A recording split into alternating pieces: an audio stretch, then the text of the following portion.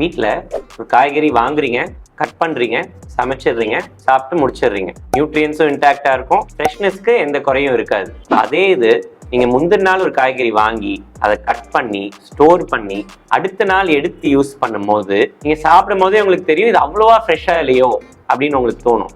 அதுக்கு என்ன காரணம்னா ஒரு காய்கறிக்கும் அதோட ஆப்டிமல் டெம்பரேச்சர் இருக்கு. அதுல நீங்க ஸ்டோர் பண்ணா மட்டும்தான் நியூட்ரியன்ஸும் கம்மியாகாது, காய்கறியோட ஃப்ரெஷ்னஸும் அப்படியே இருக்கும். இது வீட்டில் பண்ணிடலாம், ரொம்ப ஈஸி. காய்கறி கட் பண்ணி ஃப்ரிட்ஜில் கூட வச்சிடலாம். ஆனா ஒரு பெரிய ரெஸ்டாரண்ட்டோ இல்லை கேட்டரர் இல்லை ஹோட்டலோ 500 kgs 1000 kgs 2000 kgs பண்ணும்போது அவங்களால இந்த ப்ராசஸ் ஃபாலோ பண்றது கொஞ்சம் கஷ்டம். எங்க கிட்ட இருந்து ஃப்ரெஷ் கட் வெஜிடபிள்ஸ் வாங்குற கிளைண்ட்ஸ் ஏன் ஹாப்பியா இருக்காங்கன்னு நான் சொல்றேன். நாங்க வெஜிடபிள்ஸ் ப்ரொக்யூர் பண்ணிடுறோம். ப்ரொக்யூர் பண்ணி சார்ட்டிங் அப்ப ஒரு டெம்பரேச்சர், கட்டிங் அப்ப ஒரு டெம்பரேச்சர், ப்ராசஸிங் அண்ட் பேக்கிங் அப்ப ஒரு டெம்பரேச்சர், ஸ்டோரேஜ் ஒரு டெம்பரேச்சர்.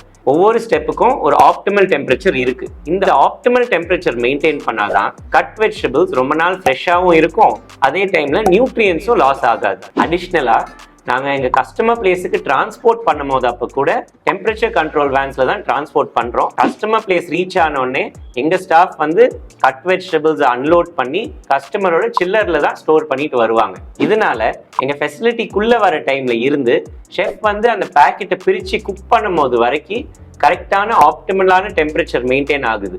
இதனால வெஜிடபிள்ஸ் ஃப்ரெஷ்ஷாகவே இருக்கும், நியூட்ரியன்ஸ் லாஸ் ஆகாது, கிளைண்ட்ஸும் ரொம்ப ஹாப்பியாக இருப்பாங்க. இதே மாதிரி உங்களுக்கும் ஆப்டிமல் டெம்பரேச்சர்ல மெயின்டைன் பண்ண fresh cut vegetables without any loss in nutrients வேணும்னா நீங்க சென்னையில எங்க இருந்தாலும் சரி, hundreds of kgs இல்ல thousands of kgs இருந்தாலும் எங்களை காண்டாக்ட் பண்ணுங்க.